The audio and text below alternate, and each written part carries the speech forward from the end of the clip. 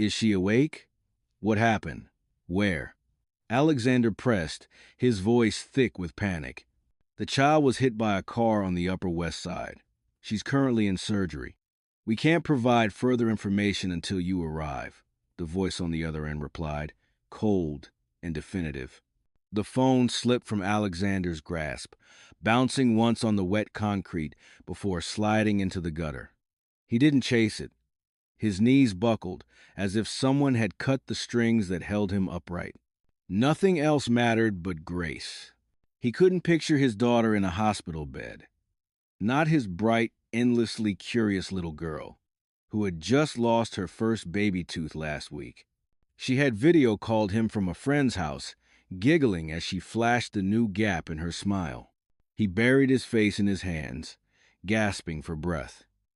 His chest constricted so tightly he feared it would shatter. A sob tore through him, sudden and sharp, too primal to suppress. People walked past him. A few initially slowed, but seeing his expensive suit and face contorted in agony, they quickly moved on.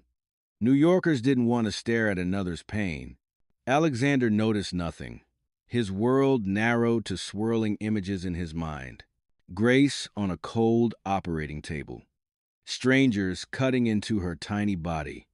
Her small form fighting for every breath. He whispered her name like a prayer. Grace, please, my love, stay with Daddy. He didn't pray, not for years. But now he was muttering desperate pleas to a God he wasn't sure he believed in. He clenched his fists and punched the pavement. Please don't take her. Please. The words fractured in the air, unheard, unanswered. The blare of taxis, the wail of fire engines, all became meaningless.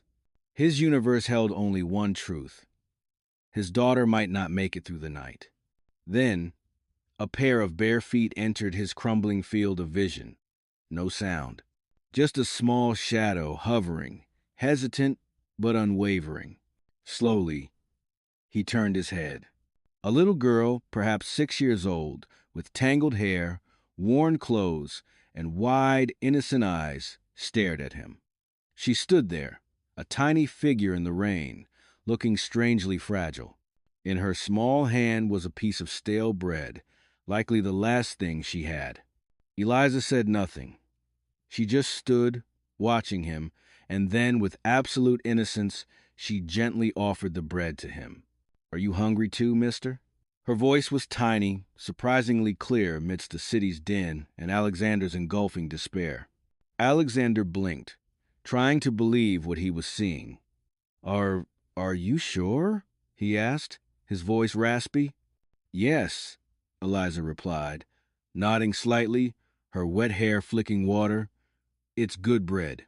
That question, so heartbreakingly simple, pierced straight through Alexander's shell of wealth, through his pain and self-pity. It wasn't a question of pity, not a judgment. It was pure empathy, coming from a tiny soul also struggling with hunger. Alexander looked at the bread, then into Eliza's eyes. He saw in them a wordless sharing, an unconditional understanding. In that moment, his world, which had revolved solely around Grace's potential loss and his own anguish, suddenly expanded. He realized there was another life, another reality, where tiny children fought just to exist, yet still retained their pristine kindness. He reached out a trembling hand and took the bread. It was cold, hard, and probably old, but to Alexander now, it was more precious than any diamond.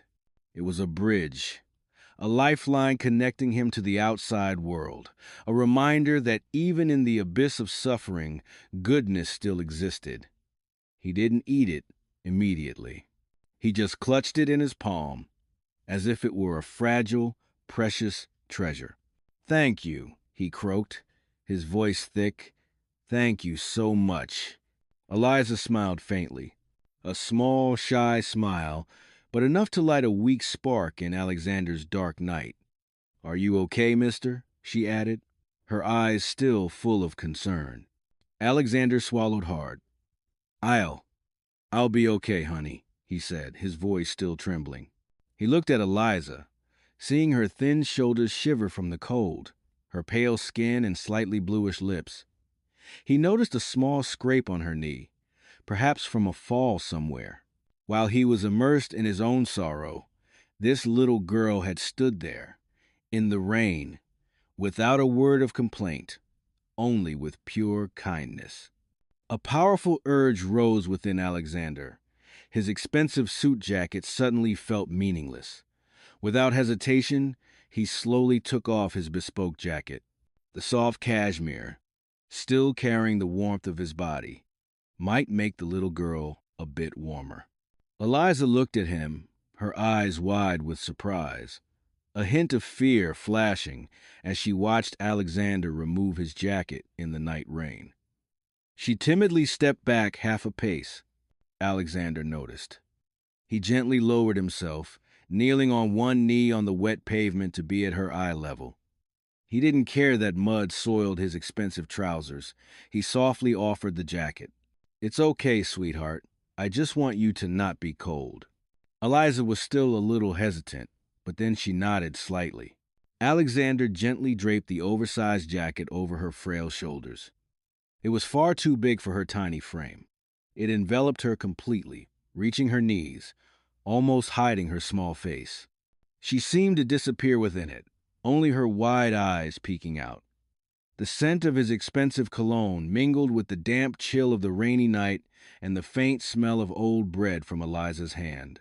Now you're warmer, Alexander said, his voice softer than he thought possible, a tired but sincere smile appearing on his lips. Eliza timidly nestled into the jacket, feeling the warmth spread. She shivered slightly, no longer from cold, but from a strange sense of security. She looked up at him, her eyes full of gratitude and nascent trust.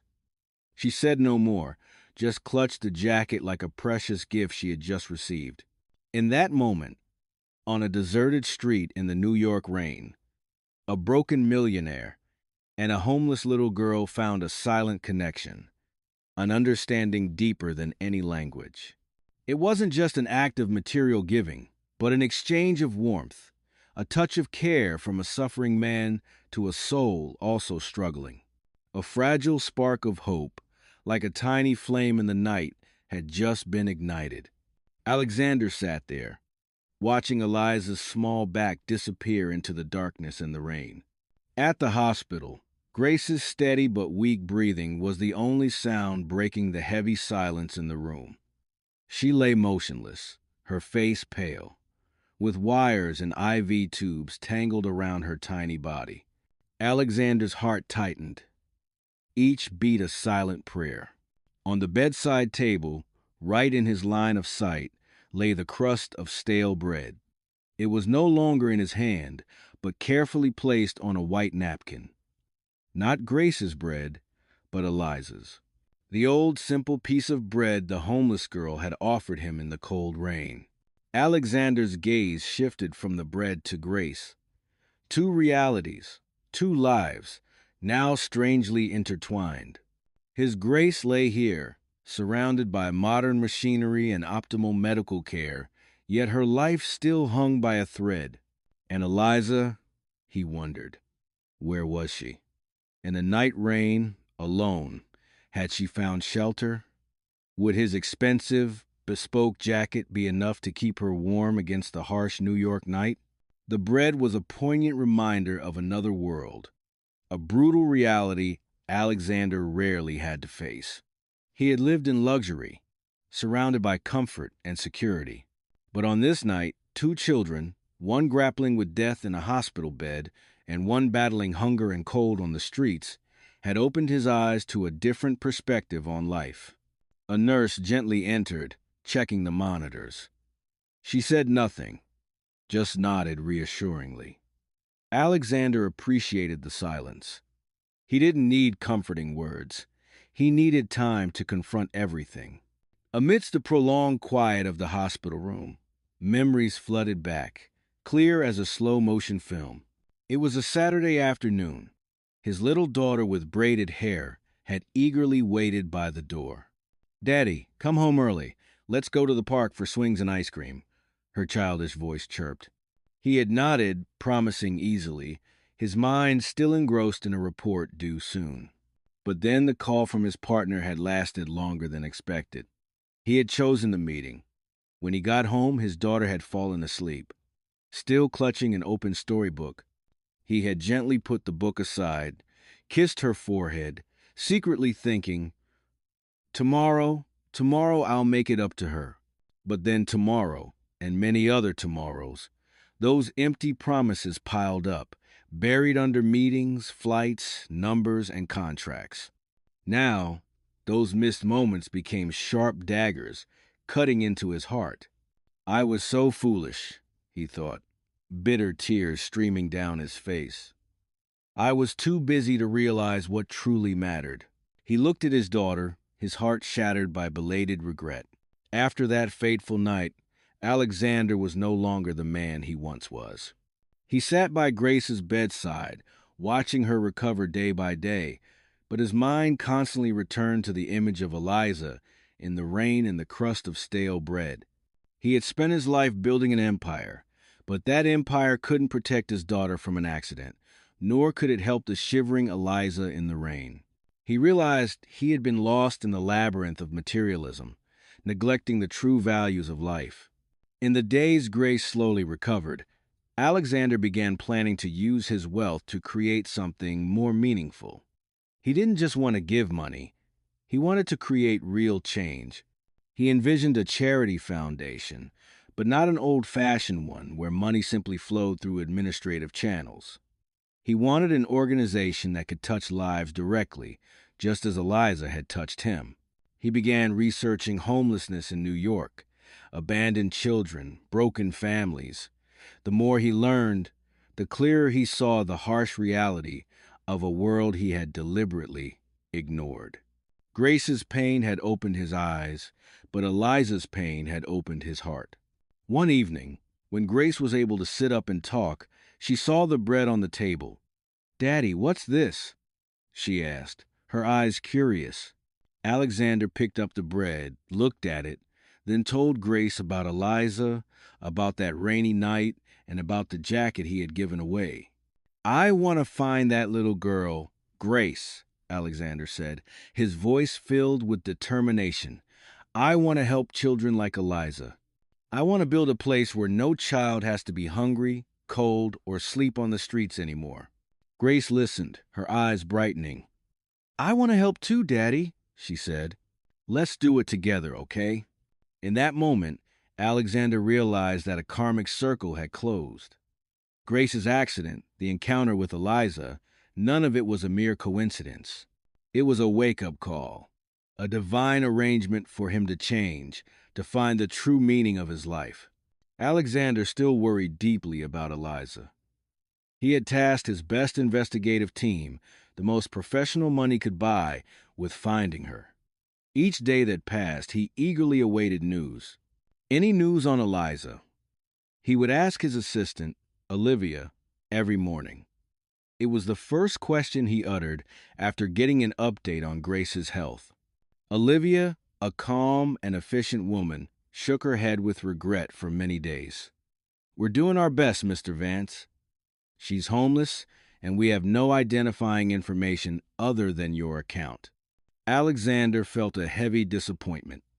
New York was too vast, and a homeless child could disappear as easily as a grain of sand in the desert. But he didn't give up. He believed this was part of the karmic circle he had recognized. He needed to complete it. A few weeks later, when Grace was able to use a wheelchair and spend more time in the hospital's common room, Olivia unexpectedly appeared with a spark in her eye.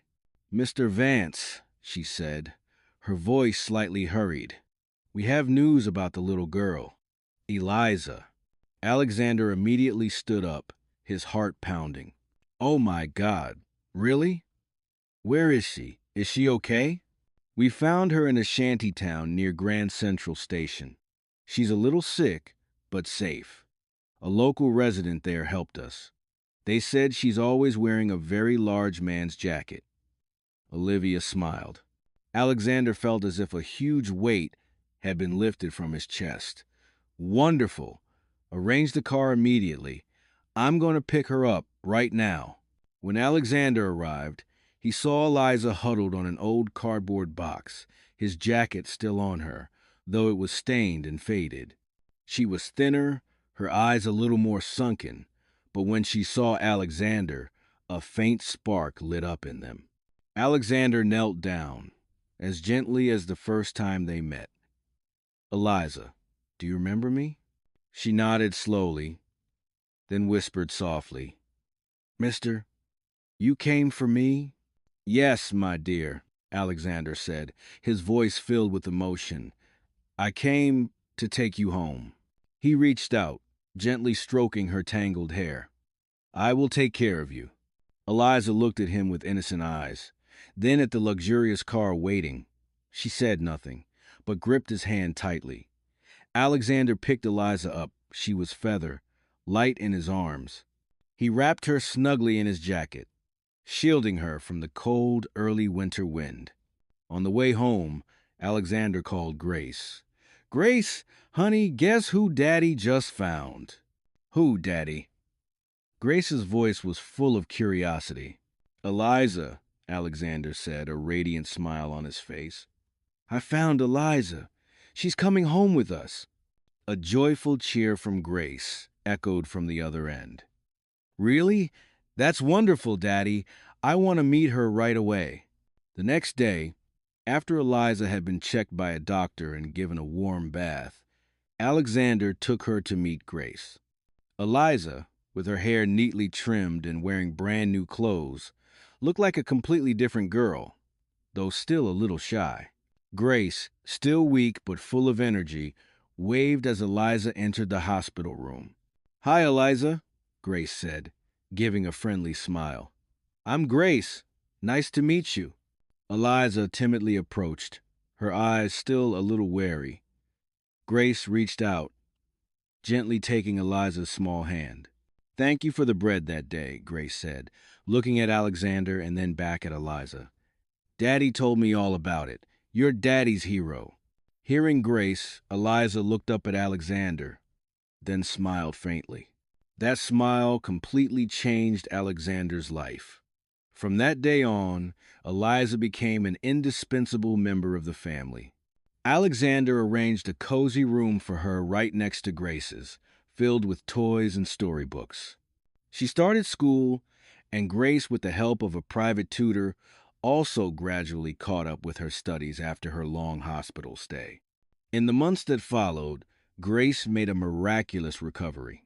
She not only returned to school, but also became Alexander's capable right hand in running the Eliza Hope Foundation. The two girls, Grace and Eliza, became incredibly close. Grace often read to Eliza, helped her with homework, and together they brainstormed ideas for the foundation's activities. "Daddy, I think we should organize a picnic for the children at the center," Grace suggested one time, her eyes shining with excitement. "We can bake cakes and play games." Eliza sat beside her, nodding eagerly. "Yes, I want to play hide and seek." Alexander looked at his two daughters, his heart overflowing with love and happiness. He had once been a wealthy but lonely man, obsessed with numbers and profits. But now he had a new family, a noble purpose in life, and two wonderful daughters. The Eliza Hope Foundation flourished. Homeless children now had a home, proper meals, education, and love. Every time he saw the smiles on their faces, Alexander remembered the crust of stale bread and Eliza's eyes in the rain that year. That was the karmic circle that had changed his life, transforming a cold heart into a warm one, spreading love. The story concludes with Alexander and his two daughters, Grace and Eliza, building a new, meaningful life together where love and kindness spread. They not only found family in each other, but also brought hope to others, proving that even in the most difficult moments, kindness and humanity can illuminate the path and help us find our true worth.